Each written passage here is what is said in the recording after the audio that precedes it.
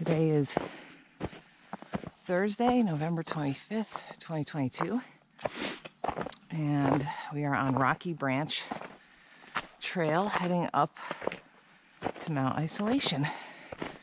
And as you can see, oops, it's snowing.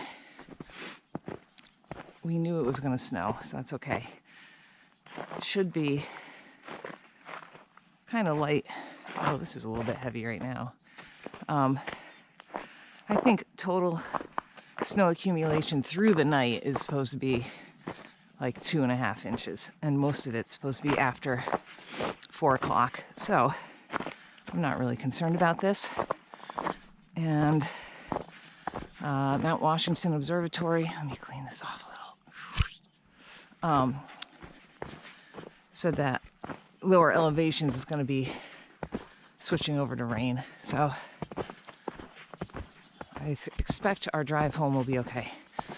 In any case, we're heading up to Isolation. Look at all these juncos. Oh no, they're chickadees. Oh, there's a lot of them. Hey guys. My goodness. I don't know if I've ever seen that many chickadees at one time. They're being mobbed. We're gonna head up and take the Engine Hill bushwhack, and then hopefully we're gonna take the ISO Express bushwhack, which the other times we've been here in the winter, it hasn't been broken out, and I think I overshot it on the Engine Hill bushwhack. But I heard that it's broken, they're both broken, and they both kind of line up with each other, so I'm hoping that this will be a little over 10 miles and a more direct route. We shall see. We were the 4th car in the lot at 7:20 this morning. So a quiet day on the trails. We're 2.75 miles up on Rocky Branch, and we're gonna take the Engine Hill bushwhack, which has been broken out nicely. There's a couple downed logs, and if you look closely, about head height, there's a T. And T is for Engine Hill. I don't know. I don't know what T is for. Winter.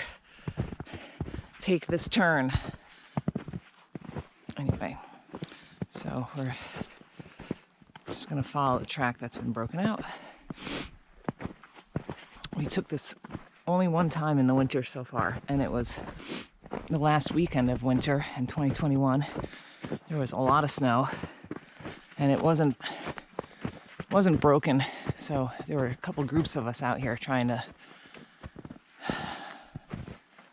set the course.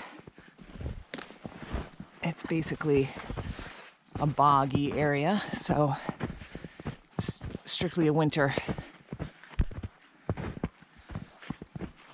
route. We will be coming into some big glades, birch glades. I believe most of the birch are already dead in there, but it's pretty neat to see.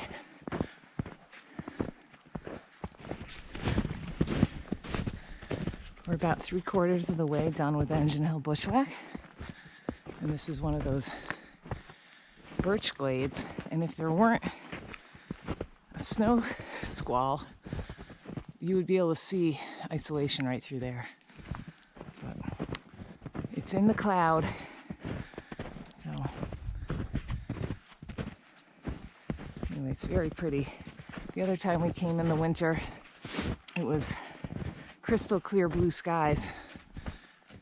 It was really nice.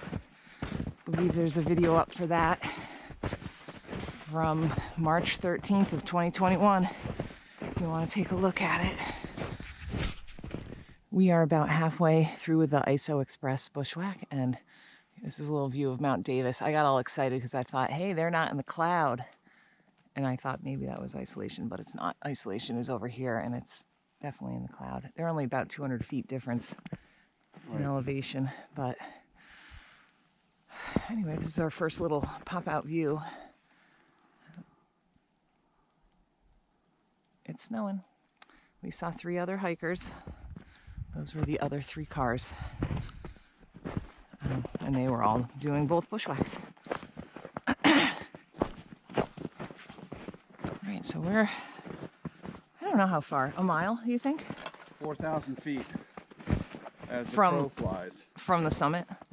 From here to Mount Isolation Okay. Summit. Yeah, so we're like a mile away. It's been good. I definitely would have a hard time doing this like just without a track. I don't know how you would do it. I guess you would just look at a like take a bearing and go, but it goes all over the place. You know, it's not it will end up looking like a straight line, but it's not. So I'm thankful for the people who set the line for this. And that it didn't snow too much.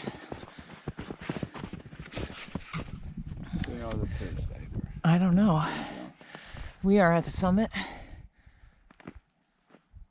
And not only are there no other people, but there are no gray jays.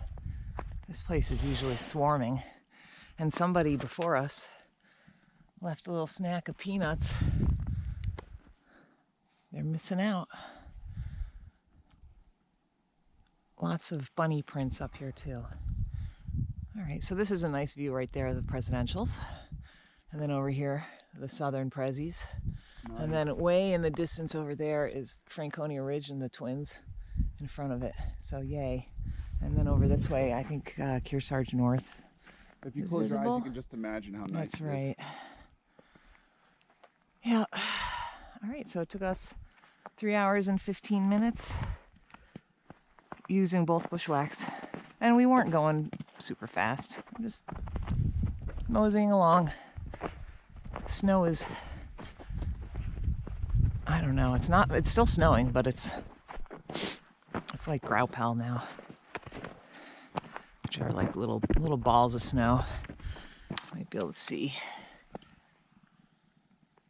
That's what we got going on up here. All right, so we wore spikes the whole day. Put them on pretty much like 50 feet from the trailhead. And I'm going to keep them on all the way back to the car for sure.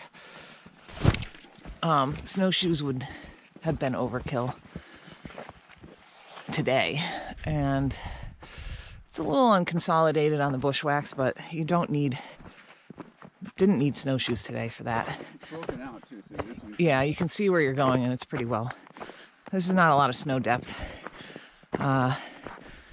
Two of the other people had on spikes. One person was bare booting, which I don't know how she does it.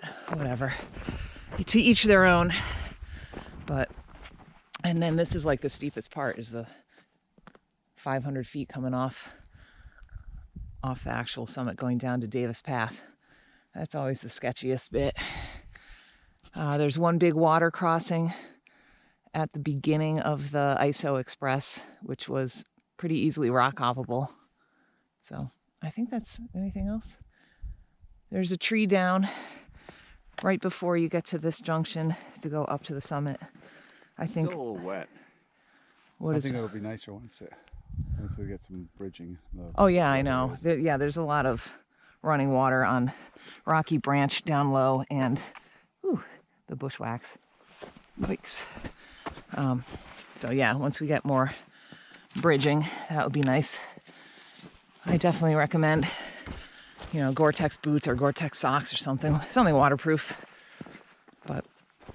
and insulated because my feet can't handle it. All right, so we're gonna head down and probably won't shoot again unless something amazing happens. So it's been an excellent hike. It should end up being about 10.5 miles.